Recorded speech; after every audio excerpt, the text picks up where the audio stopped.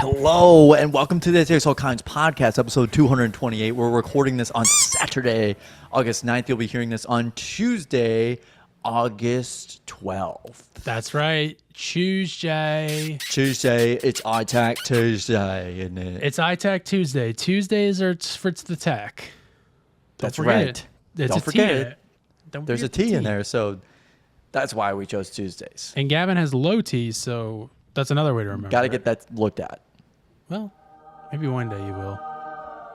For now, we got to just do the show. Gavin is glowing today because he is in a brand new location. I'm in my new digs. He's in his new digs. Is that a saying? I don't know. I don't know. Here, I'm gonna full screen you so people can see. Oh, that was funny. It faded. It was really kind of special there. As you can see, I have a lot of furniture. You gotta get a lawn. You gotta get a lawn chair in there and put it in the corner. Dude, I want to get a lawn chair to put outside, but I want to put it in here with like my Xbox. Yeah, I have a balcony. Yeah, I have a balcony. I got an ice maker. I got a laundry room in that door. I got my closet there. And then I have my bathroom around the corner there. So yeah, I'm just gonna brag here. He's gonna brag because I live in hell. You've always said that. He's been saying that. Ever since he moved to LA. Ever since he moved to LA, he's just been like, I live in hell. It's hell. It's hell on earth out here. It was a gift to myself. I passed boards and everything, so I'm officially a pharmacist in Minnesota. That's the big deal. That's why. That's the big deal. That's the real reason Gavin had to miss the other week, and we've been keeping mum's the word. He passed his boards, passed law. Yep, I'm good. Did it all, baby. Good to go. I did it all, and it's reassuring to know that I know things sometimes. So good to know. Correct me if I'm wrong. No more tests. That's it. There are other tests I will have to take if I want to go and move to a different state. Sure. So I'll have to take the law exam. Yeah. If I move to another state, yes. If I don't, no.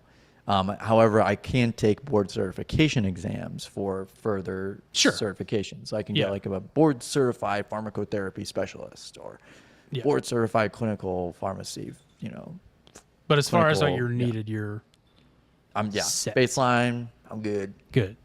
That's very good. We like excited. We like a non-stressed Gavin. Yeah, no kidding, man.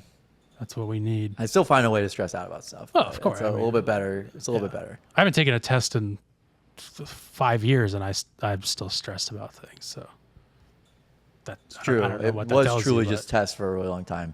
It's also, you're going to find that I'm going to be looking out into, I have a good view of like some apartments and like skyline. I'm above the trees. I'm on the 5th floor there you go. of my apartment. I'm pretty high up. So how many floors are there?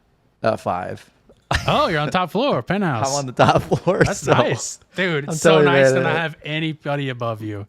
Yeah. No one's above me. No one's above me. So no one's come up to me and say I've been too loud yet. So we'll get there. We'll get there. But I have a pretty good view. There's a building over here that says, may peace prevail on earth. But you may have to blur that out. You may have to blur that. That's just information for you.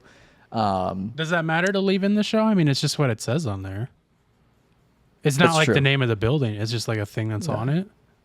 Yeah, there's this white building and it says that. It's not like a church? Nope, it's just it's a grain elevator. I looked it up. The gal I'm with was telling me that she looked it up and it was a grain elevator. Oh. It was made during the Cold War. They like put that up there during the Cold War. Okay. Yeah. But you're still in the city? I'm still in the city. I'm in the city limits. I'm in Minneapolis. There's grain elevators in the city? Yeah. Mm-hmm. All right. There's like 2 or 3. I'll have to find where the nearest grain elevator is.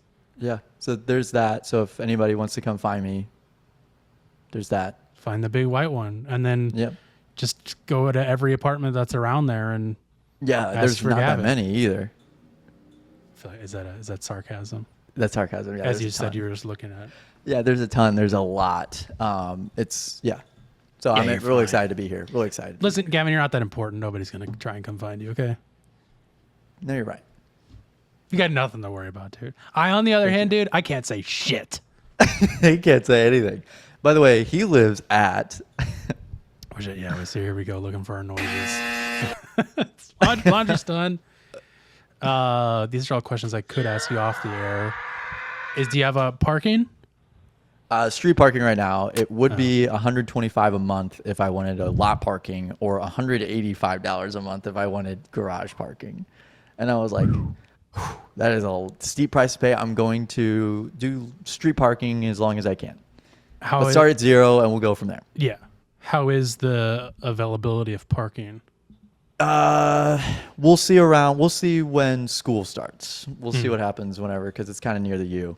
It worries me with the snow too in street. How do you street park when there's snow? It's a good question. I don't know. I said, I don't know. That's something just now. Curious. Like I said, we'll have to figure it out. It sounds like they don't plow as often as people would like sometimes. So yeah, and I'm sure they have. Ways of doing it that won't pile up. Won't bury your car in it. I don't know. I have no fucking idea. You think so, and then your car gets buried. So. Well, that's the price to pay. So we'll see, but maybe we don't have a winter anymore. Yeah, winter could be gone. They didn't have a very severe winter last winter. Oh, interesting. Yeah. So maybe winter's gone, but there is wildfires now every summer. So yes, I have heard that. That's the word. Air quality is just gonna keep dipping every week. It seems like. That's where you and I can relate. Little dip in the air quality for a minute, then it goes back up, and then it comes back down, and then comes back up. So we've had shit air quality this week too, because there's a fire a little north. What is it? I know now? It's weird that you and I are both near these wildfires. Are we like pyromaniacs? Are we starting these fires? No comment. I left my pyromaniac in the past. I'm no longer a pyro. There he goes. There he goes. I was just hitting it out of the room. I didn't want it anymore. Get it out of here. It's gone. I don't want to see it anymore. That shit out of here. That's so good. Guys, we have a great Carson, week. what do we got? We have a great week. We have a lot of updates. It's a big update week because Matt Rife bought the Annabelle and the Annabelle house. So Annabelle's not missing. We'll get to that. Was she ever? Or was she ever? We have a big WNBA dildo update. Huge update. Seems like it might be over with now, thankfully. Yeah, they started searching bags. Yes, they're doing bag searches now. Then we have this Rod Stewart AI Ozzy Osbourne tribute, I guess you would call it. Maybe. Which that's really interesting. Armie Hammer bragging about he used to smoke 15 to 20 joints a day. Who doesn't? Who does it? Which I don't even know how that's literally possible. And Carson Cinema Corner. And if there's time, we have a next door drama, but that might be, we'll probably end up pushing that off a little week. But big Carson Cinema Corner because I'm going to talk to you guys about weapons. And also Gavin and I saw Sinners. It was Gavin's first time watching it. So we'll get to that. I'll try to not be spoily about weapons as much as I can, but it literally just came out, dude. It literally just came out, but it's obsessing my brain. So that's how you know a horror movie's good. Yeah, and this one I can't wait. I want to talk about it right now, but we're not going to because we have other horror news to get to. But first of all, obviously, we kind of already talked about you're doing good. You got a place. Yep, I'm good. Doing good. Perfect. Then Carson, how are you? I'm fine. I'm doing good. I'm glad to be here, man. Just trying to stay cool. Went out and played a little disc golf earlier today, and whoo, steamy. Whipped my ass. I was like bloated, and I had a headache, and then the heat, and it's just like a terrible mix of two things to try and be out in 90-degree plus heat and be doing yourself? A sport. No, I didn't shit myself. I was just bloated. I was just like, drank too much water and then ate too recently before trying to do that. And I was just like, just felt like a slug. Yeah. So other than that, I'm great though. And I'm also doing really good because my boy, Matt Rife, he's my favorite comedian, I think. Said no one ever, right? Matt Rife is my favorite comedian. Am I right, guys? Anybody? Someone agree with me, please. Anybody? So he and it's my favorite. Oh my God, I can't stand this photo so much, man. It's so bad. This isn't my joke, but I think it was Tom Sharpling on Double Threat, a show I produce. Go check it out. Which I don't know why. I mean, if you probably listen to it if you're listening to this, but he made such a funny joke a couple months ago. Maybe it was Julie. I can't remember if it was him or Julie. They're kind of like, they share a brain. And he said that Matt Rife looks like the Mask, Jim Carrey, the Mask, but the mask never, it's just formed to his face now. And he's just a horror. God. Somebody stop me. I'm smoking. So he and his pal, Elton Castay, who is apparently a paranormal YouTuber. I had never heard of him. Carson's big on those paranormal YouTubers. Big on them. Yeah. You got the Scary Boys, the Costco Haunting Boys. You got the Ghastly Gals. Right. Those are all my favorites. Big. Go ahead, take those ideas, everybody. You can have them. Thinking about doing a paranormal shit. Just kick up a little money to me. So, well, let's watch a clip of him talking about it because it's a little confusing. I just had to show this picture because it's very weird. But before I show this clip, I have to say, so we're giving this update because a couple of weeks ago, almost a month now, a man by the name of Dan Rivera, I believe, or Rivera, who was up until now, the caretaker or owner of, maybe he didn't own it. Maybe he was just like the caretaker for the Annabelle doll on this tour that him and some other people were doing, like a paranormal tour. And he suddenly passed away at like the age of 50 in his hotel room while they were on tour, and was getting mixed messages from different sources. A lot of sources were saying that the Annabelle doll was nowhere to be found, that it was like missing and nobody could find it. Other sources were saying that like it was never even in his room, but they weren't saying where it was. It was just like, they were like, it never came back to his room. So it was like very confusing, but like no one could say like where the Annabelle doll actually was.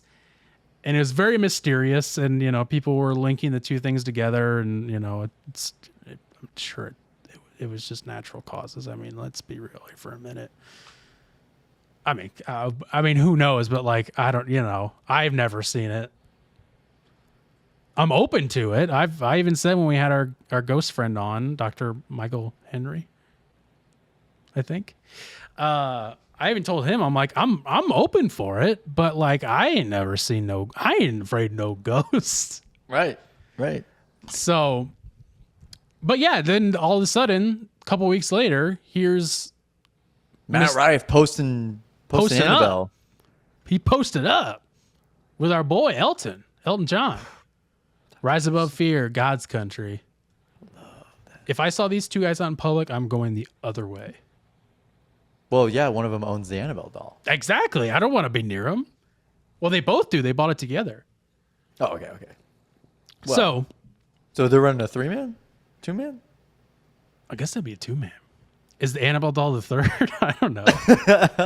Yeah, who's it's an old doll. Weird. It's not weird. Yeah. Right. It's an old doll. It's an old Raggedy Ann doll. It's old raggedy old. I was gonna say I really wanted to go somewhere with that. I couldn't do anything that wasn't gonna be gross. Yeah. But yeah, so it's like weird that happened, and then he buys it out of nowhere, doesn't even address what just happened. So it's like I wonder how long this deal has been going on, and I don't know. It's all very maybe weird. That's why they said they didn't know where it was, is because they were working on like the logistics of selling the doll, so they couldn't legally tell people where the doll was. Right, but my understanding is that he was touring with the doll. And it was like he had. So what had happened? What had happened was they had just got done doing a show he was hanging out with some people, said he wasn't feeling good, went back to his hotel room, and they found him dead. So it was like the day of a show where they had the Annabelle doll at the show.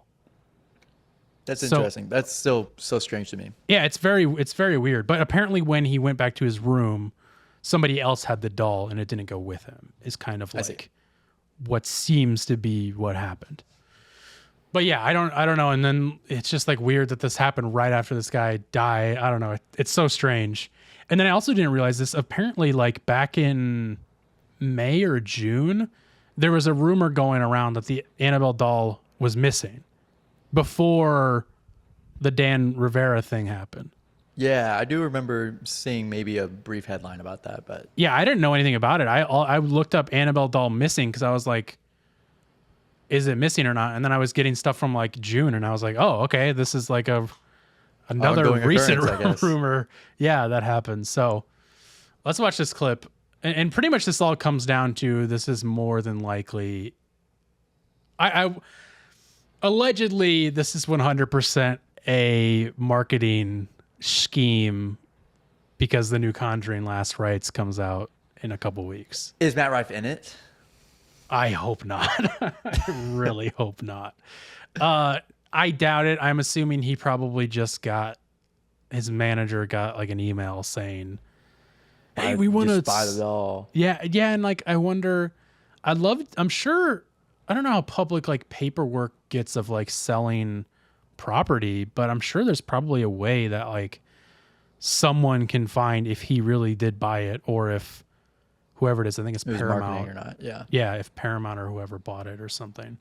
Cause he's like putting all these hashtags on here, which I don't know, maybe Matt Rife uses hashtags, but he's not putting hashtag ad though, which I guess like technically isn't illegal, but he's putting like Conjuring, Annabelle, and like usually people who have a lot of followers don't use hashtags because their stuff will get plenty of clicks as is. Right. So let's see the man himself talk about it. Super random but incredible announcement. I have just bought the Ed and Lorraine Warren's Home and Occult Museum with my very good friend Elton Castay. If you guys have ever seen any of the Conjuring films, the Annabelle films, or even Amityville Horror, this is the home that inspired all of those stories.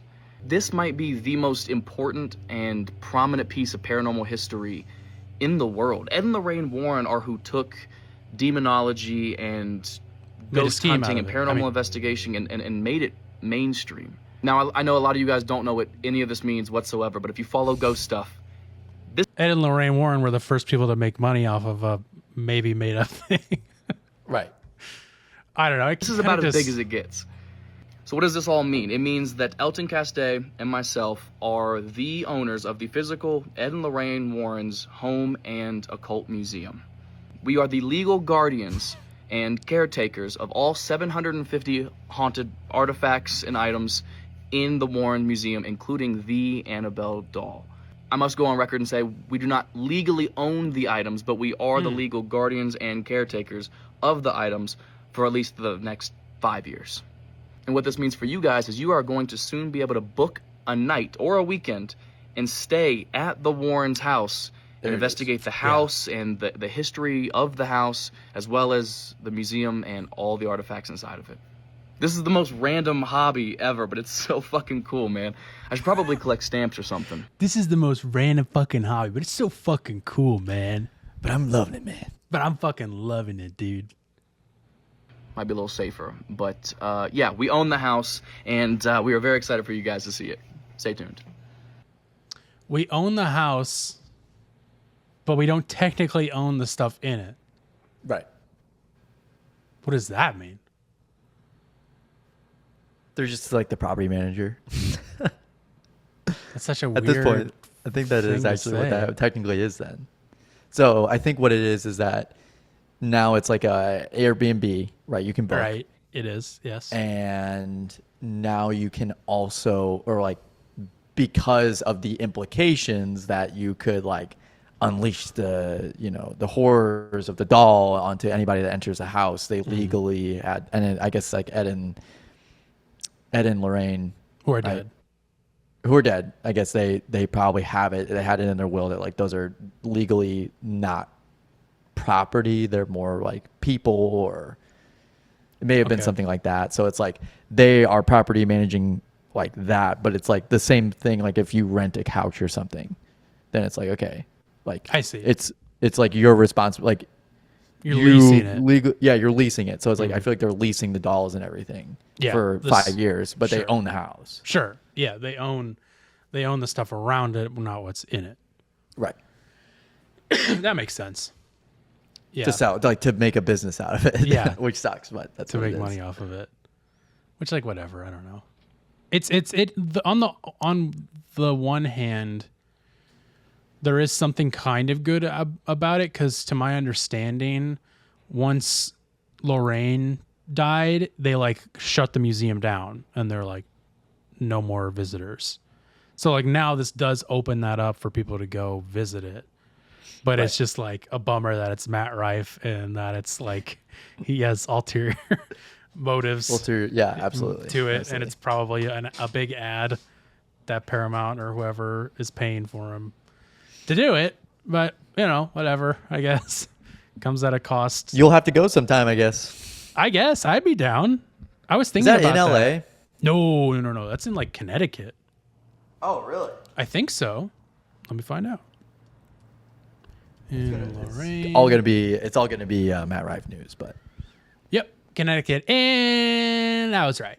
okay, it's Connecticut. Yeah, I'm pretty good. It seems like it would be an LA thing. I'm not gonna lie. It does. Yeah, a lot of con men out here, certainly. Yeah. I guess that's the other thing too. It's like trials up there. Yeah, near Mass. That's all I have to say about that.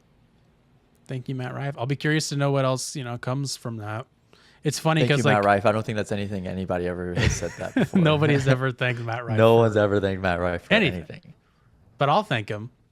It also is funny because like you can tell that he really doesn't like actually give a shit about it, because on his Instagram it's like before it's like stand up, Annabelle post, Jim, stand up, Jim. Like he's not like actively talking about the Annabelle doll thing. He's just like, it's just like seems pretty clear to me that it's an advertisement of sorts. But anyways, moving on. Let's give an update on this WNBA dildo thing, which is a weird sentence to say. I'm hearing now. It's annoying. I will say it's kind of annoying. It's almost like, it's become like almost like a misogynistic dog whistle kind of thing. Like, it is. It's gross. It's gross. And it's like, and we'll read here, but these people who are claiming that they did it are like saying it's not misogynistic. And it's like, well, then why are you doing it at WNBA games?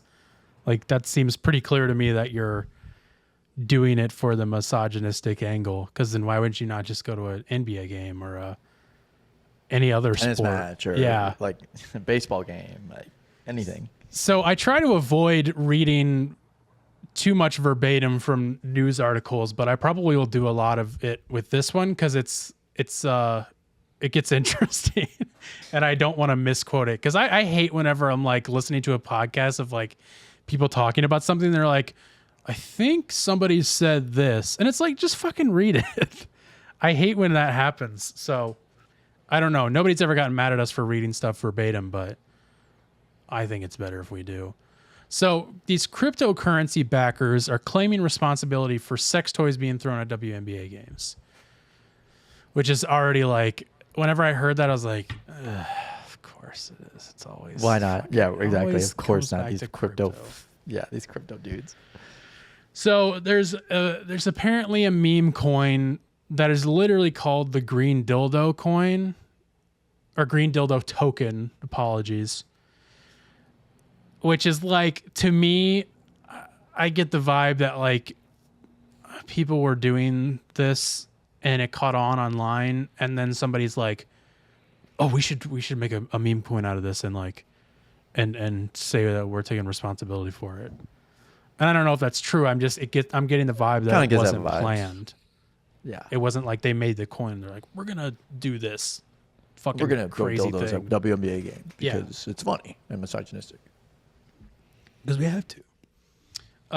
But they're not revealing their identity. They're just saying that they're taking responsibility for it. A quote from one of the people that NBC interviewed said, "Our group is put together to make people laugh, make meme coins fun and funny again, and try to revive a culture of crypto that's been lost." Yeah, but it's been lost for a fucking reason because people use it to scam people. Like, Yeah. and what the are you fuck? talking about? Why in any way would meme coins be fun? The fuck is fun about? Yeah, I really have never understood the fun in. They all say that though. In Like, any of that. yeah, Logan Paul says it. Like anytime there's a scam, it's always like, it's so funny. Like, this fucking coin is so funny. It's like it's it's currency. It's Like, money. It's like, what is fun or funny about it? Right. Like they and it's always that like with one of Logan or Jake Paul's meme coins, they like made a South Park style ripoff show to go along with the meme coin. Yeah, I forgot about that. And it was like, what is any of this? why would I think this is fun or funny? I don't get it. It's like people are gonna buy it regardless. It's so weird. He said the original plan was to have 4 individuals launch green sex toys, which he said were designed to represent the spirit of bullish trading, onto WNBA courts in a single night last Tuesday. One individual ultimately decided against going through with it, while others didn't make it onto the court. A third individual got arrested, which I thought I went on to say here, but yeah, this like 18-year-old kid did it. He did it, missed the court, and then got tackled and held down until security came and arrested him, and he fessed up to it. So it's just like, It's like it was the meme coin. yeah, and like, what do you think is gonna happen? Like, you can't, like, obviously Make a that's quick what's buck, gonna I guess. happen. Yeah, like unless I guess if they're bailing you out, I don't know. It just does not seem worth it. Yeah, people are talking about it. It's like, yeah, people are talking about it, but they don't give a shit. Once they realize it's a fucking coin, they're not going to talk about it. The pranks also appear to be paying off financially. By Friday evening, the market cap or combined value of all the coins stood at approximately $15 million, according to one market tracker. The value held by each of the top 10 coin owners is now more than $100,000. Great. Good job. Cool. Yeah, you have the ability. It's just like they're just saying stupid shit. You have the ability to participate financially in a trend or movement, the man said. He added that in contrast to many digital tokens whose virality and value may be tied to a single TikTok creator, a meme coin gets created through a trend, pranks, content, and then every average person gets to monetize that trend. That's more or less the beauty of it. It's just like, What? it's like, we know what this is. You're like, it's the same shit every time. Yeah. It's so stupid. It's a rug pull. This is where it says the 18-year-old got It's a pump arrested. and dump. But yeah, it's just funny that he missed. And then now this is where the new wrinkle comes in that Gavin doesn't know about. And I didn't know about until last night after I got done reading this. But NBC says, despite that outrage, the ongoing prank seemed to be endorsed by Donald Trump Jr., of course. Himself. Just watching my algorithms get crushed. Just watching my tokens get crushed. But we'll do what we can. Himself heavily involved in crypto projects, who posted a meme to social media Thursday, edited to show the president throwing a green sex toy on a WNBA court from the roof of the White House. Get ready for this, Gavin. I fucking hate this. This is, without question, the worst meme, quote unquote, I have ever seen. This does not make any sense. It does not make any sense. This could be put in an art museum, dude. It honestly does feel like a piece of art because it's so absurd and weird, but it's not funny. It's like barely anybody was like, people were barely joking on, bless you, the president, Gavin's having an attack. People muted that. I had to mute myself. People were barely joking about the president being on the roof. Besides that, it was fucking weird because he's losing his goddamn mind because he's old as fuck. And to combine him with this WNBA thing, and it's also your dad that you're doing the meme about, is weird. And then it makes no sense. Why the fuck would there be a court at the bottom of the White House? It's like it doesn't make any sense. Posted without further comment. It's just I really had to stare at this because I'm like, it doesn't. Why this meme doesn't? These two things don't go together. No, not everything has to be combined, and not everything has to be a meme. Not everything needs to be a meme either. Yeah, it's. And this isn't even a meme, dude. This is literally just an AI post. This is not a meme. It's just weird. This is Donald Trump Jr. hallucinating that his dad is there. His dad is throwing dildos at WNBA players. To go off on a quick tangent here, it's Please. very interesting to me that Donald Trump Jr., who, while he hasn't been outed as or caught doing cocaine, he's very obviously had cocaine in his life. Allegedly, yes. Allegedly had cocaine in his life. It's interesting to me how the people on that side of the political spectrum will villainize Hunter Biden, but Eric and Donald Trump, Don Dooner, well, and probably Trump himself, allegedly. and Trump himself, yeah. We're probably all. It's like coke it druggies. just seems weird that they're like. It just seems odd to me. I've never understood that. It's like I don't either. They are the copy paste of each other. Yeah. One is the left version and one is the right version. Literally, yes, 100%. I'm not kidding. They're like, just because Hunter Biden got caught is the reason, and there's proof of it. More proof. There's video proof of it. There's video proof of it. Like his own personal video library. Yes. That exists. Yes.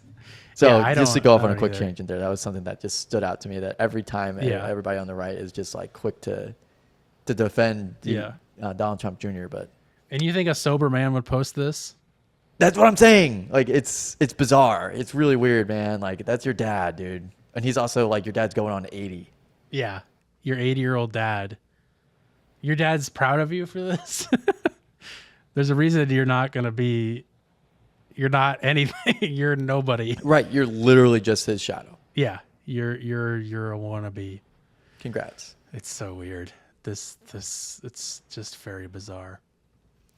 But that's it. That's all I had to really say. I guess I didn't read that much verbatim from this anyways, because it's all pretty self-explanatory. They said in the article that it took months of planning. You said, I'm pretty sure, which is just like that's just not true. They would have all happened on the same night if you guys were planning that, and it didn't happen. Well, and so this 18-year-old.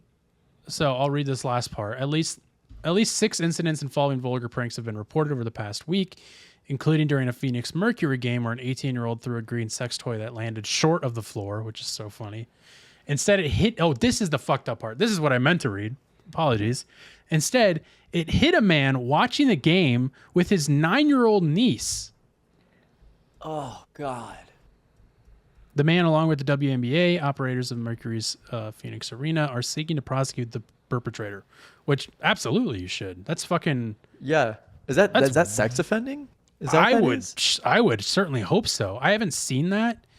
I've seen like public display of whatever where it's like, you know, like falls under the same category as like flashing someone, but without the sex offender thing. I don't know if the sex offender thing would qualify for this. In my opinion, it should. I don't know if it does, but I think it should. That's fucking weird. Pretty bad.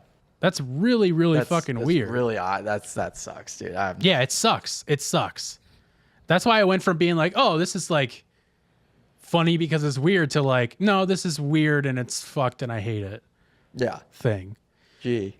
But so the suspect in that incident, Caden Lopez, allegedly tried to flee after throwing the sex toy, but was tackled and held for police.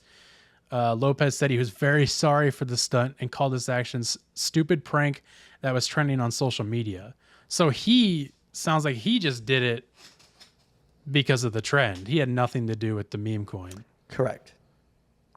But then now it's saying the meme coin spokesman told NBC News that Lopez was connected to the core meme coin launch group.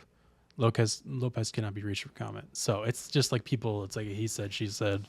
Yeah. Shit, that's true. Stupid and dumb.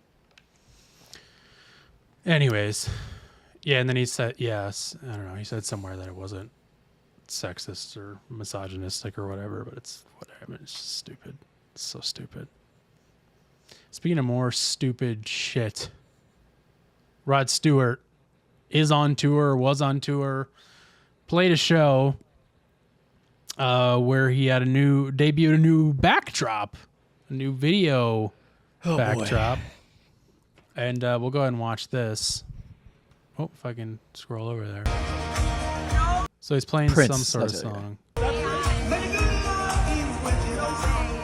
I recognize that song. Oh, Forever Young. He's performing while these AI videos of Ozzy Osbourne up in heaven with Tupac. I don't know who that is. And Michael Jackson. Freddie Mercury. It's just very weird. And this is right after he died. George Michael. Kurt Cobain. XXX Tentacion. That's the weirdest one to me because it's like, why was that? And then I hate that there's a selfie stick in the fucking yeah, video. there's a selfie stick. It's AI. Why is there a selfie stick?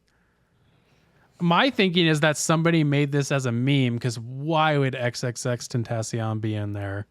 Right. And then someone on Rod Stewart's like old ass team found it and was like, we should put this up on the screen today as a tribute. And it's just pure stupidity and so dumb. And it's just like old people. He's also holding the camera, but then there's also the selfie stick. So it's like the selfie stick and his hand are holding it. Yeah, that's bad. It's weird. Gross. It's just very, very weird. Slop. And it's just like, I think it's just old people. Like, oh, it's not Aaliyah. even, that was the gal you don't know. It is Aaliyah. Okay, I was wondering that.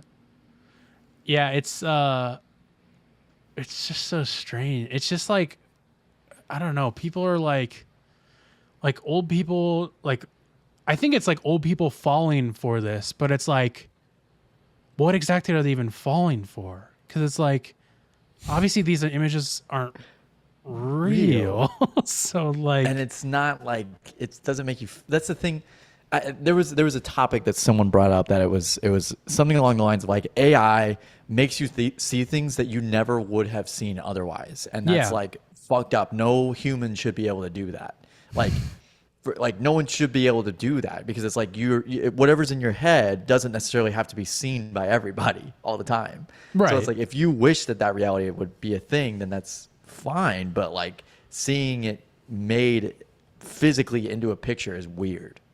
It's something that I feel like it really is going to fuck with people eventually. That it's like, you're going to start thinking that you've seen something when you really haven't, or, you thought that someone won a championship and they didn't. Yeah. Or someone who's dead, like celebrating that they had a championship with these other people. And the people were like, well, it's crazy that, Wilt Chamberlain is celebrating with the 76ers. And it's just like, Wilt's been dead for like 20 years. Yeah. Like, that's weird, Like, there's going to be a lot more people falling for that as AI gets more normalized in these types of settings. Yeah, that's interesting. That just feels like a peek inside of my brain because my brain tends to make things up that didn't happen. Right, that's what I mean. Is that like that's not real? No one should have to see Michael Jackson hanging out with with Ozzy Osbourne. You're in right, heaven. because it makes a weird thing where somebody talks about like, oh, maybe he's up there in heaven, or like somebody brings up Michael Jackson and Ozzy Osbourne, and you're like, oh yeah, I saw there's a picture of them together that I saw. And it's like from the Rod Stewart concert. Yeah, and then it's like my brain is calling back to something that is not real. That's interesting. I never thought about that because I've been over here like, I'm not going to fall for AI, even though I kind of have. Not in like a major way, but there has been a few things. There's been a like, couple that I've been fooled on. I was like, it was like an eagle getting rescued for like 3 it's all seconds. animals. Yeah. But then I was like, this is not real. Like Yeah. immediately, I was like, this is not real. There was one of a giant dog in this man's house, and it looked very real, but it was like, that dog is way too big. Way too big. Yeah. That's that's not real. That's like those Ripley's Believe It or Not photos, you know, that like you believed as a kid, or some things that like, there are some things on those books that are very far-fetched. Mm-hmm. Yeah. So, you know, even though I do say I don't fall for it, and I rarely do, and I do, but then I immediately, I'm like, oh, this isn't real. I don't like, there hasn't been anything to my knowledge, obviously, where I've been like, oh shit, that got me, or oh no, I got duped by this. Yeah. So, but it does bring up an interesting thing of like, if I see something, it's going to get lodged somewhere up here more than likely, or likely not. And then am I going to call back to that later thinking that that was something I actually saw? And it's just like emotionally, there's no attachment to something like that because it's so not real and Right. it's so not fake. It's irresponsible to show something like this because someone could have an emotional response to it. It's like they were never going to see this otherwise. Well, that's like the fucking courtroom thing we watched where it was like weirdly feeling emotional about it, even though it's not real. Yeah. Right. And it's strange. It's something that no one should have made or seen at any point in time. It's not allowed. You know, I wonder how that should have followed. We should follow up on that case. We should. Like what they ended up ruling about that. Yeah. Because I think that they mentioned that they were thinking about throwing out the case or something because they didn't submit that evidence or submit that prior to like the screening or something. Right. Yeah. It's a weird thing that's gonna we'll certainly see an effect on. I don't know how, in the grand scheme of things, like my brain immediately went to like, oh man, this is gonna like make misinformation go crazy. And I'm like, I feel like the fake news, misinformation, QAnon thing, like we already went through that and AI wasn't a thing at that point. Yeah, and it's going to get worse. Well, I don't know. I don't know if it's going to get worse or if it's just going to be the same. Because, like, I feel like, and maybe I'm a little out of the loop, so I'm not going to say this super confidently, but I feel like we kind of are on, like, not the downward slope of it, but we've, like, gone down and we're kind of plateauing on what was the height of QAnon misinformation stuff. Like, it's still obviously happening, but not to that extent. Not to that extent, not to that level. And maybe that's because people are on more high alert of that kind of stuff now. But I don't know. I do think it probably will get worse, but I also am like, I don't know, man. We went through a pretty rough patch of that stuff, and AI wasn't even a thing at that point. So I don't know. Right. I'm not really sure. It's I think likely we will, because we just saw fucking someone fell for this deep fake of AOC, like in like a hearing talking about something. Oh God. And somebody, like, I think it might have been Cuomo or someone else, like, fell for it and thought it was real, and it was like very obviously not real. So I don't know. I honestly don't know. I hate it. You know, I just try and stay away from it as much as I possibly can. But sometimes when things like that happen, you kind of have to talk about it. Just like Armie Hammer smoking 10 to 15 joints in a day, which I totally believe.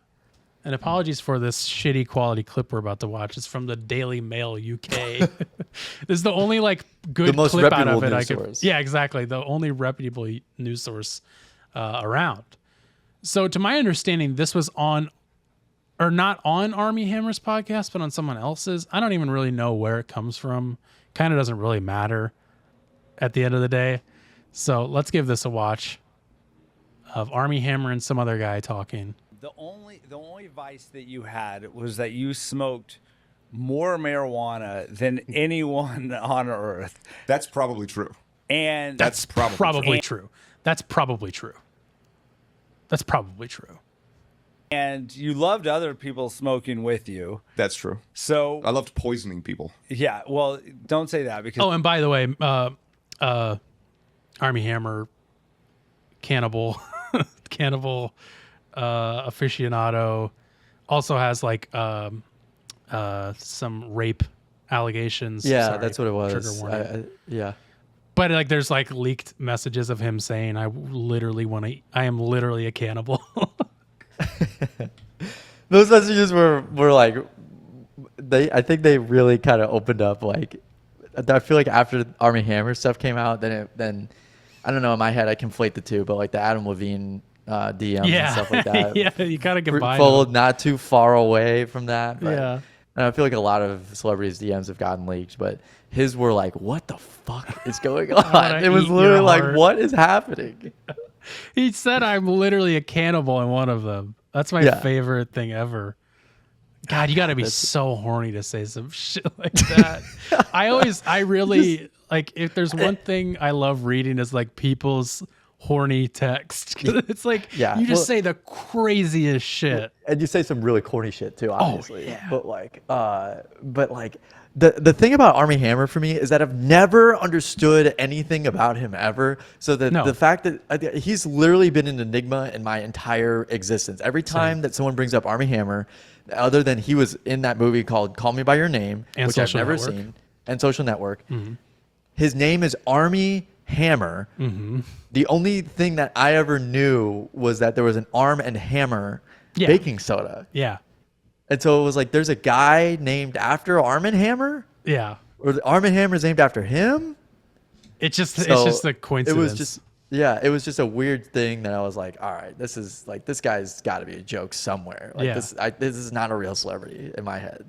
He is, and he smokes a lot of weed. Here, we'll finish this up because it's we're not even to the best part yet. Well, don't say that because that's No. I loved smoking marijuana with people to the point where like they were like, I'm so Yeah. stoned I can't find my feet. right.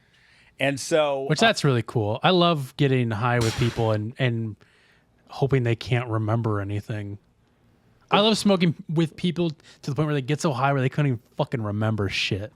That's so hot. It's so cool. And I love how his friend or whoever this guy is like, don't say that.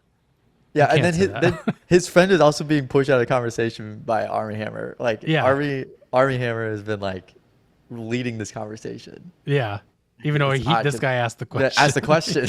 Yeah, it's like, okay, dude, like, give this other guy a fucking chance to talk. I know you're Armie Hammer, but fuck, man, like, Yeah, but you're you're not nobody beating now. these allegations, Yeah. man. Well, it gets worse. Feet. right. And so Don't say that. Yes, don't say that. We're going to talk about I where loved you, marijuana roofing where people. you need to self-censor you. Cool. That's a cool thing to say, especially when you have R-word allegations and stuff. It's a cool thing to say. I loved marijuana roofing people. He's the only one he laughed at his own joke. I want to rewind that because he's the only one that laughs at that. Which is the best part. I Where loved you- marijuana roofing where people. you need to self-censor. He's the one that laughed at that. It's the weirdest fucking thing I've ever heard. When have you ever told a joke and laughed at it? What is immediately after? happening? Oh my god, man. Here we go. We're still going. You. So anyway, so you're smoking massive amounts of marijuana. I think at that point in my life, I was smoking upwards of like 15. Yeah, we gotta stop because he still hasn't even he's not even letting this guy ask a question. He's not even letting it get all the way to the fucking question mark, dude. No, not at all. He's so excited to talk about marijuana. This is the worst. He's fucking nipping at the bit. He's just like, Yeah. oh yeah, and by the way, I also smoke 50 to 20 joints. I roofied people. Weird. I like marijuana roofing people. Let's finish this up because I gotta hear this. massive amounts of marijuana. I think at that point in my life, I was smoking upwards of like 15 to 20 joints a day. I tried hook. Oh, cool. Oh, there's more. Let's watch this. Oh, awesome. I do not need to see any more Armie Hammer. I'm done with him. I'm done. I'm sorry. I don't need to see any more No, of we him. don't need to watch this. He's Oh, in this his convict does, haircut. I'm good. This does make me curious. Armie Hammer reveals he tried hooking up with a guy. God, I don't care. I don't care. This is Daily Mail, man. This is Daily Mail. This is what they do. They run these types of stories because they know people eat this shit up. No one needs to hear this. They got me. I'm a sucker. What can I say? I'm a sucker for this. I'm a sucker for you. Yeah, I like how the guy didn't even ask the question. Didn't even ask him how much he was smoking a day. He just immediately was like, I think at that point I was smoking 15 to 20 joints a day. Nobody asked. And I just don't. Okay, also to make it like a really like stupid 2010s like you think that you were smoking more marijuana than Snoop Dogg? Yeah, that was where my Snoop brain Dogg went. paid a guy to roll his own blunts. That was where my brain went to, and I hated the sound of it. So you said it in the right way. Yeah. That's where my brain went. You smoke more marijuana than Snoop Dogg? What the hell, dude? No way. Maybe he paid a guy $100,000 to roll blunts for him, man. Why? Is that real? Hold on, let me go on Daily Mail. It's on LinkedIn right now. There's a Snoop Dogg joint roller job. I can do it, dude. I've never rolled a joint in my life, but I'll figure it out. If I get paid that much, if I can get paid for it, I'm doing it. This is like an alternate universe version of this podcast. We should do that sometime. It's just come in and do that. Yeah. Whoa, you really did that? That is so crazy. Yo, can somebody look that up? Maybe Armie Hammer's getting mixed up with cigarettes because there's 20 cigarettes in a pack. Yeah. Mm-hmm. So this guy is saying he smoked a pack's worth of joints every day. In a single sitting. Which I just don't even think that's possible. And he was doing that every day. If it was a social thing, maybe he was literally just actually smoking so much with so many different people that he was actually consuming probably like 5 joints every time he smoked with someone 3 times a day. Yeah, sure, like 5 joints. And maybe it was like 15 to 20 separate joints, but it's not him alone like Yeah, no, I think that's what he's smoking. alluding to, is that it was a like a social thing for him. Cuz like when smokers are at their like peak, they smoke a pack a day. I know there's some that like or more, but it's usually like a pack a day is like the average. Half a pack or a pack, yeah. Yeah. So it like, and then like, which then you get to like chain smoking territory of like a pack and a half or two packs, which I've never heard. I've heard a smoker say they smoked a pack and a half, but not 2. I've never heard them say 2. And like 2 would be like you're just fucking picking another one up. You're setting. You're like that's your day. Ripping cigs. Yeah, your day is smoking, which sounds pretty cool. I'd be down to do that. Yeah, exactly. Smoking is cool, kids. I'm gonna try that one day. It's just fucking wake up. Just try to smoke a pack of cigarettes. There was I'd look like an old man after that. Almost Friday TV posted a funny video where they're like, smoking a cigarette every day until I'm addicted. And nice. He's like, all right, so I just finished my first one. Not that bad, but he's like, but can't wait to see what tomorrow brings. Like he gets progressively, like he gets obviously more addicted to it. Yeah. He's like, today I was able to smoke like 4 or 5 in one sitting. It was crazy. Like it's a challenge. Yeah. That's funny. So. Anyway, enough more Armie Hammer. Please. I try not to get too. There's other people who go deeper in Armie Hammer. I don't need to. I don't want to. I'll let him be. You feel bad for him. I feel bad for him. Yeah, I feel bad that he's got money. Feel bad for Armie Hammer. I mean, I do. You know, us cannibals got to stick together. You know. Right. Yeah. Did I say You're that wearing a right? Cannibal Corpse shirt. You know. Oh, that is. No That actually secret is there. weirdly true that I am wearing a Cannibal Corpse shirt. No connection though. I don't think the people in the band are actually cannibals. So. Did you just see something that? No, it just made me laugh. Oh, okay. I thought you got. was You trying made the not face to- that you just saw something that worried you. No. Gavin, let's talk about some movies. Roll that Carson Cinema Corner theme song, Gavin. You got that right. There it is. Welcome to the hog pen. We're talking about some movies in here. Let's talk about Sinners real quick. So I talked about Sinners right when it came out, and I loved it. And Carson got a VIP experience. He probably got the best experience out of anybody that could have gotten it. He got Ryan Coogler in fucking theater. I did. So I did, which I thought would make me like biased because I was like favorite movie of the year. I loved it, and then I was like really wanted to watch it again, and it came out on streaming, and I was like, Gavin, we gotta watch this, man, and we did. And what did you think of it? That is a very good movie. You should go watch it. It's a really good horror movie. But it's it's like really barely that. a horror movie. Yeah, I was gonna say barely a horror movie. Yeah. It's got some. I will say it was a little bit. I know that like this is just like how Gen Z is now, but like I don't. It was a pretty sexually charged movie in some places, and it was very.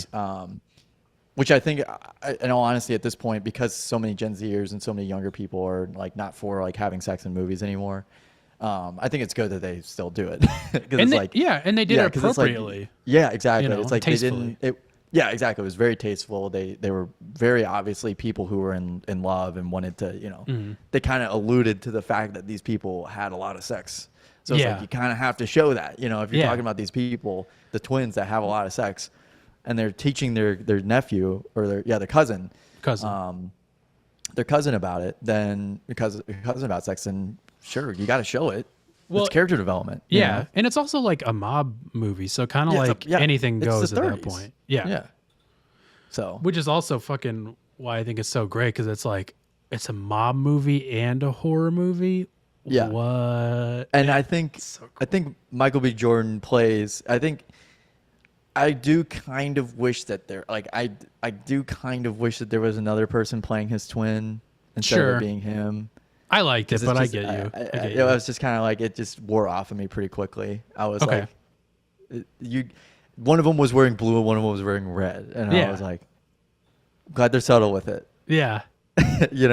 Sure, but they were different. Like I think on this watch, I was able to tell them apart more. Yeah. Whereas their first time, I was like, which one is that? Yeah, so I wasn't sure like which one was which by the end. I was like, it could have been either one, and I would have been like, that's the good guy. Yeah, that's so that one. That's that one. So yeah, but I do really like that ending. That is, I don't care. I really still don't understand why people don't like the Inglourious Basterds ending. But I really like endings where they just fucking rip into the bad guy. Yeah, because it's just like, I know it's not how real life is, but it's the fucking movies. It's great. Movies. You're not talking about like the end credits ending thing where like they go and find his cousin. No, I don't like that. No, I mean that was fine. It was just kind of like, all right, cool. It was just like I just didn't need it. It just didn't need it. But I guess it also shows that they still cared for each other, I guess, at the end of the day, like despite them being vampires or whatever. Yeah. But I really like the ending where he sees his now dead. Is it wife? Is that his wife? Ex-wife? You're talking about he sees his wife. He sees his like. Oh yeah. His girlfriend who with the kid. Yeah. Okay. With the baby you're talking about, right? With the baby. Yeah. And so I love that scene. I love that scene a lot. Yeah. And the fact that they ended up being like the KKK members still ended up coming back at the end of the movie to be like, we're going to kill him, Yeah. And after they're like, oh, we're going to stay away at the beginning of the movie. Like, we'll take your money and stay away. Yeah. And then you forget that it's like, whoa, that was just yesterday. Yeah. They said that. Exactly. I love it. And I totally, that's the perfect point to it, is that it's so Inglourious Basterds coded, which I love. And I don't care. I love that shit. It's so, I made this comparison right when it came out. It's like if you took Quentin Tarantino and Jordan Peele and they made a movie together. Because it's like the Inglourious Basterds meets Us and Get Out together into this fucking just awesome fucking movie. And then you get like the Coogler-ness of it, of like, he did Marvel. It's like you could also kind of trick yourself into like where he took like some Marvel things from like Black Panther and put it in there, and like his storytelling is so cool, and it's just so good, and that music is fucking killer. Yeah, it's so good. That soundtrack is insane. It's the best. Anything that Ludwig Göransson touches, I feel like has been turned to gold recently. So yeah, he did the Oppenheimer soundtrack. He did this, which I was props telling to him, man. Yeah. He's gonna win a lot of stuff later on. He's gonna be our John Williams, I think, or Hans Zimmer. Yeah, he's like our Hans Zimmer. and I told Gavin this, but maybe some people don't know, is that Ludwig and Ryan Coogler were roommates in college, and they like came up together. That's so one of the craziest stories I've ever heard. Dude, it's awesome. I love that kind of story when it's like two guys that came up together and like still work together, but have also like, you know, at least Ludwig has split off to do his own thing. I think Ludwig has done every single Coogler movie, but like that they came up together, but they're all like, they're still doing the same stuff together, but they're also got their own shit and they're fucking on top of the world. It's so cool. I love that. Love it. Love it. I really want to quickly talk about weapons. I'm going to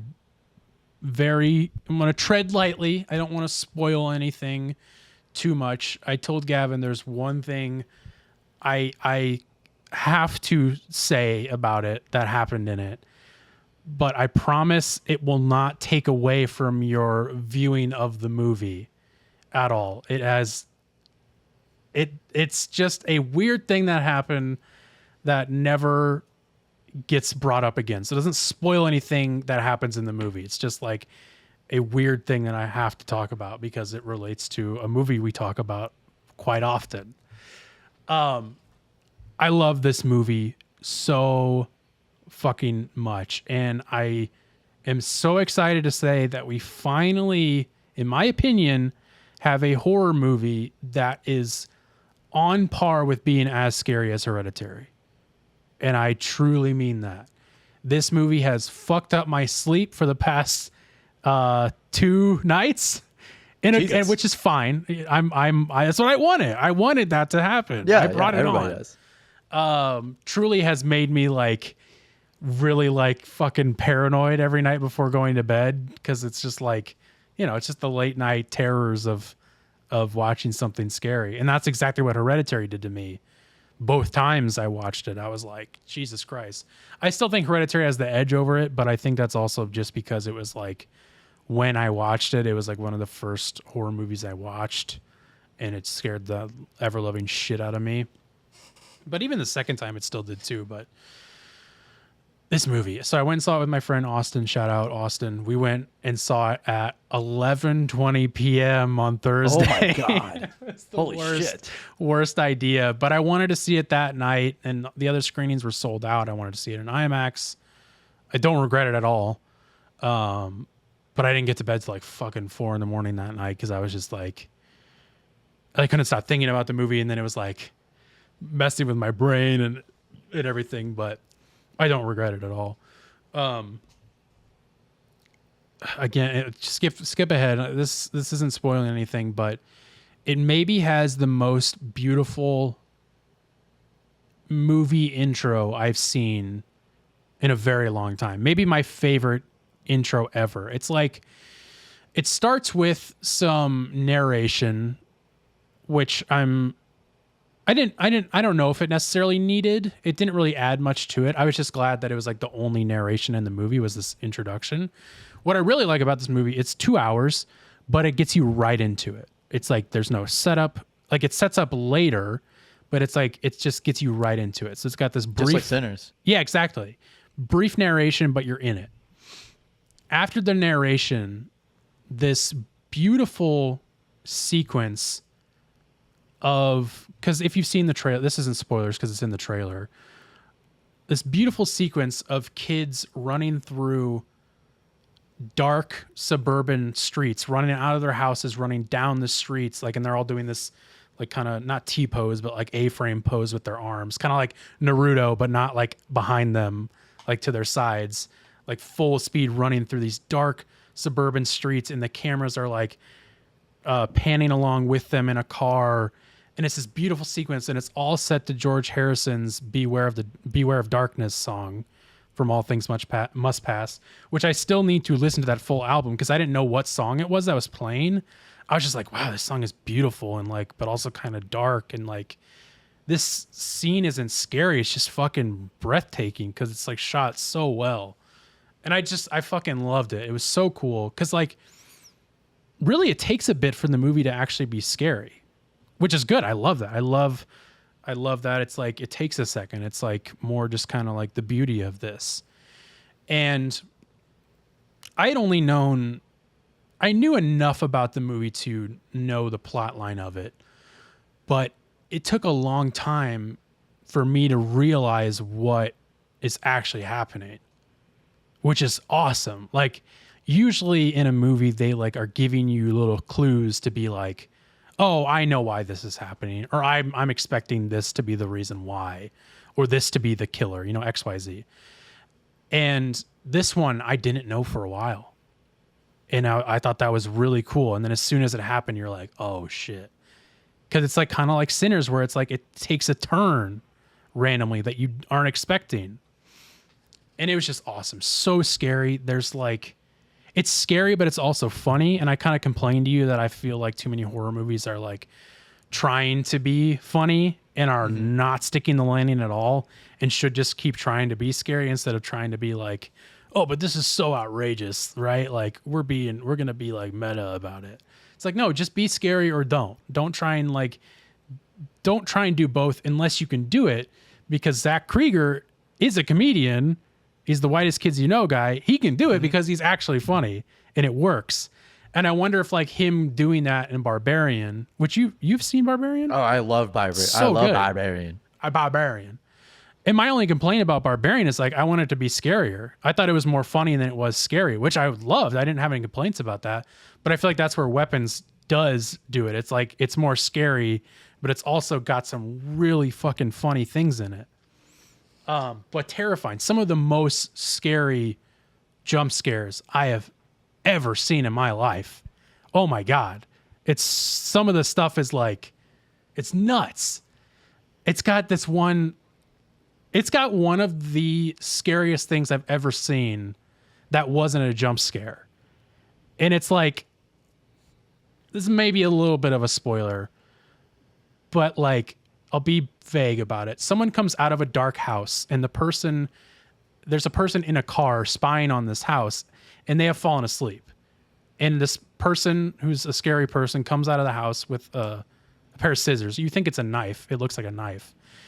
And they're coming up to the car, and it's like it takes a while for them, which I love too. I love how like drawn out it is, that it's like this eerie music, just high pitched squeal, and they're just like slowly walking up to the car, and then they like stop at the driver's door and kind of stare at them, and then they walk past it, and you're like, oh, where'd they go?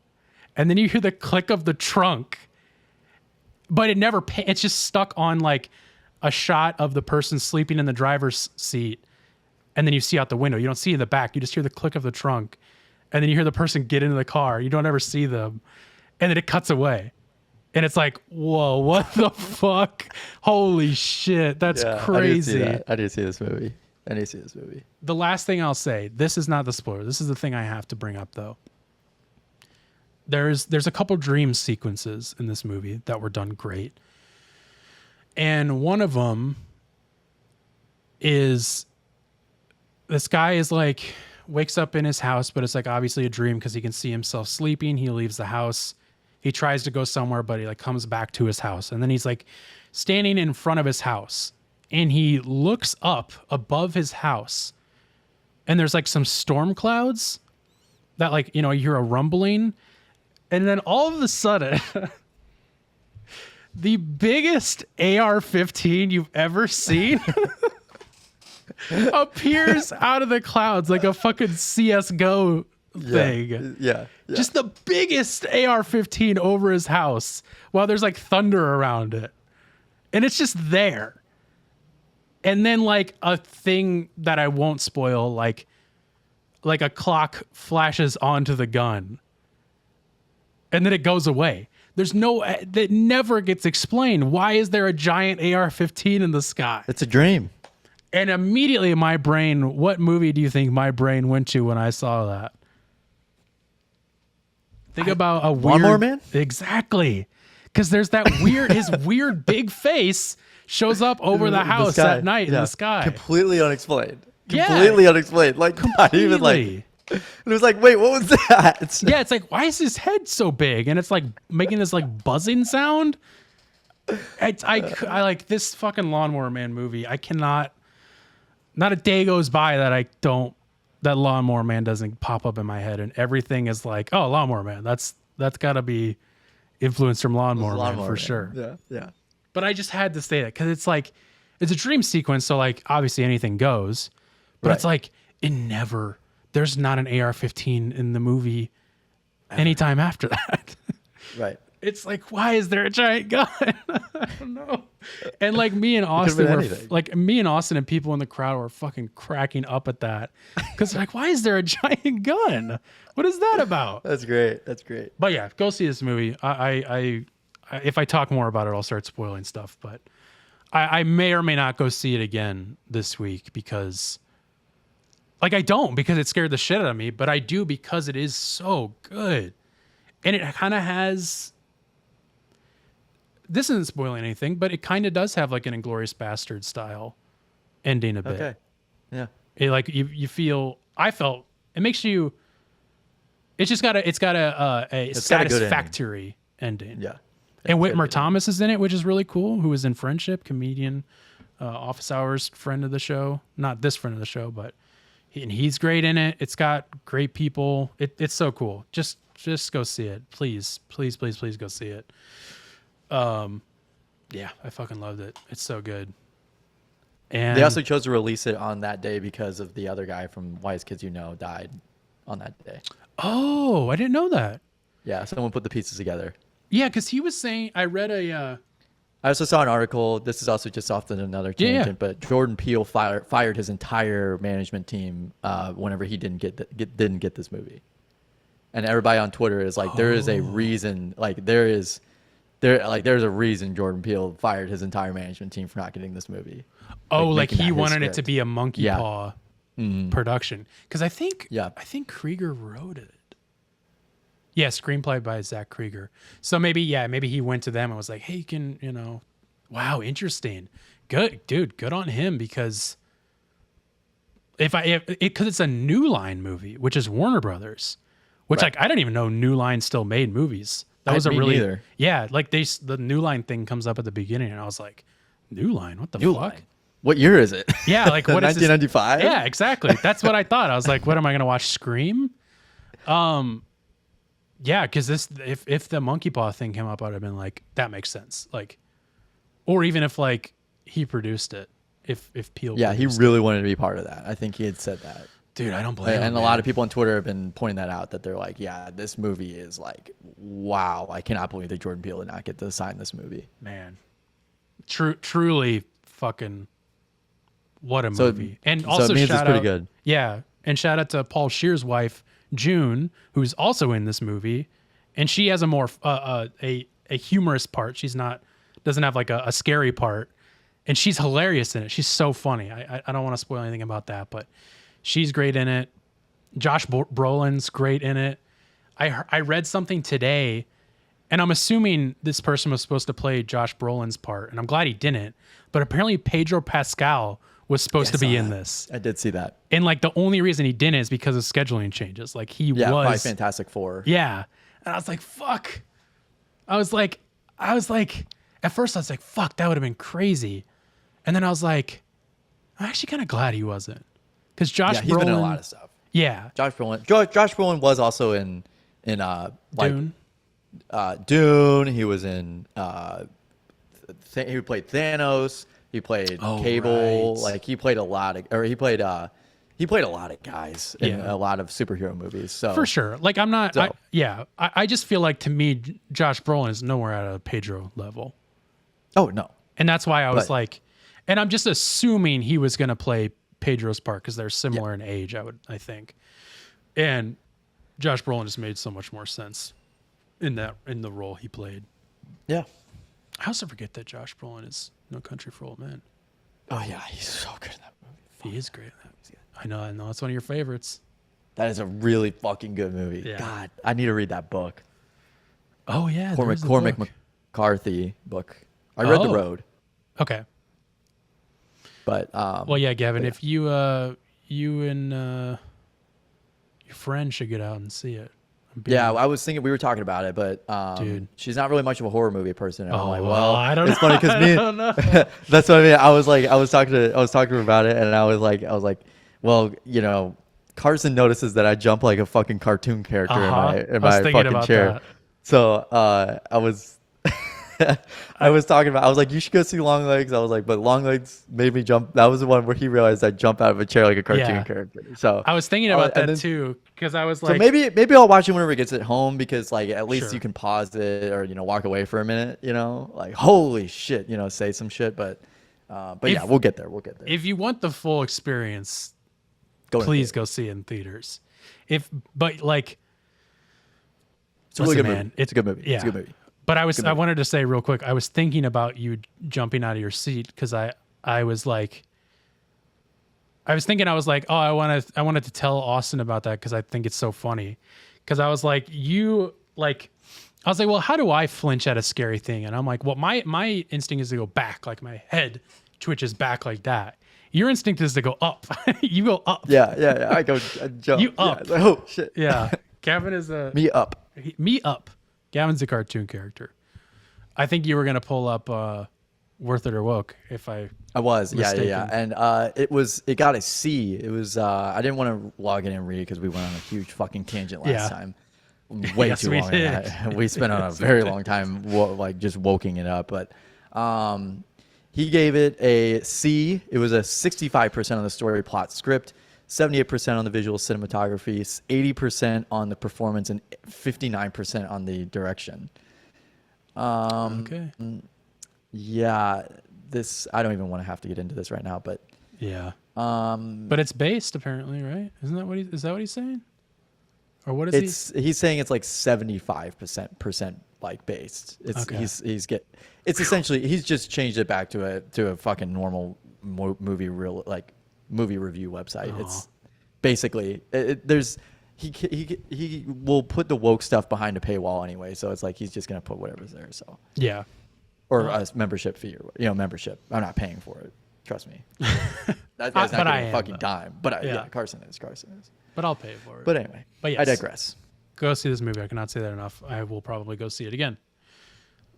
Last segment, though, we're gonna do what you listen to. We'll save next door drama for another week. It's a good one though, so be ready for that when it comes back. What you listening to, of course, a segment Gavin and I do every single week where we recommend a song, album, or artist to each other and to you, the audience, of what we've been listening to in the past week. Gavin, what are you listening to this week? I don't know if I ever officially recommended Skeleton by Ghost, but I'm recommending Skeleton by Ghost. No, We're having 2 weeks in a row. I don't got the echo like you do. We're having 2 weeks in a row of Ghost recommendations from me. Hell Sorry, yeah, fellas. Dude. Nothing wrong with that at all. This week I saw them Saturday. That's why. Yeah, well, of course. That's recency bias. This week, I don't know if I recommended the first single they released, but I'm recommending the second single from Deftones on their upcoming album, of which the name I can't remember. But the name of the song is Milk of the Madonna. It's so good. The first single was amazing as well. This one's cool. It's I don't really know how to explain it, but it's very good. It's not as heavy as the first song, but it's still really good. And I'm like, I can't remember when this album's coming out, but I'm like, there's no way this isn't gonna be my favorite album of the year, because it's Deftones. I love Deftones, and I think their newer shit is better than their old shit. Not to say their old shit is bad, but they just keep getting better somehow. I don't know how they do it. That's enough though. Let's get out of here. What a fun show. A lot of Well, everybody, thanks for listening to Takes All Kinds podcast, episode 228. Keep watching, keep listening, keep doing it is whatever you do to our podcast. Yeah. Carson. Yep. We'll see you next week, guys. Love you.